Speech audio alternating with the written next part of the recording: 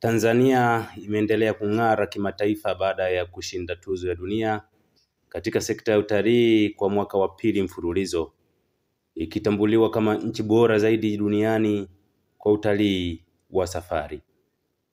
Ushindi huo wa kihistoria unatajwa kuwa ni matunda ya uongozi bora na juhudi za serikali katika kuhifadhi na kukuza sekta ya utalii.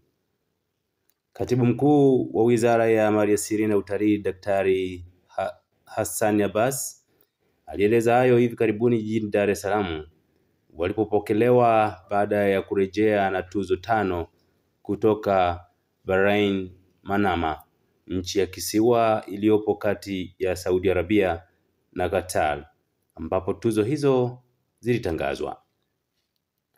Mafanikio yafungua milango ya wenyeji. Dr. Abbas alisema kufuatia Tanzania kushinda tuzo hiyo kwa mara ya pili mfululizo, mwaka ujao wa 2026 Tanzania imepewa nafasi ya kuwa mwenyeji wa tuzo hizo za dunia. Tuzo hizo mwaka jana zilifanyika Ureno na mwaka huu Bahrain.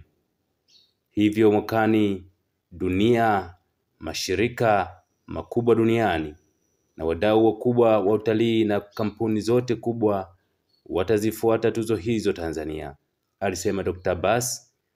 Aliongeza kuwa muda wa tuzo hizo utatangazwa hapo baadaye. Awali Dr. Abbas alisisitiza kuwa tuzo hii ni kubwa katika sekta ya utalii duniani na kutambulika kwa Tanzania ni jambo kubwa sana.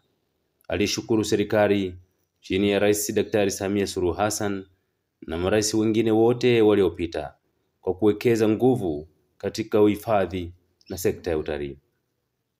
Serengeti yashinda hifadhi bora duniani. Mkurugenzi mkuu wa bodi ya utalii nchini TTB, Ephraim Mafuru, alishukuru wadau wa sekta ya utalii kwa michango yao katika kuhakikisha Tanzania inashinda tuzo hiyo. Alisisitiza kuwa ushindi huo unathibitisha kuwa dunia imetambua ubora wa vivutio vya utalii vya Tanzania. Mafuru alipongeza hususan hifadhi ya Serengeti ambayo ilishinda tuzo ya hifadhi bora duniani. Alisema Tanzania ina mafanikio makubwa katika uhifadhi kwa sababu sio tu nchi yenye vivutio vya wanyamapori, bali maeneo mengi ya kipekee ikiwemo mapori ya akiba na misitu. Aliongeza kuwa serikali ya awamu ya 6 inaendelea kuboresha miundombinu ya utalii, ikiwa ni pamoja na ujenzi wa barabara katika maeneo ya hifadhi.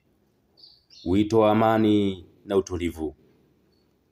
Mafanikio haya yanatumika kama mfano wa jinsi matunda ya uongozi bora, utulivu na amani yanayoweza kukuza taifa kiuchumi. Watanzania wanahimizwa kuendelea kuwa wapole, kujenga taifa na kuacha tabia ya kujutia kwa kufuata uchochezi, kwani maendeleo haya yanahitaji utulivu wa kudumu.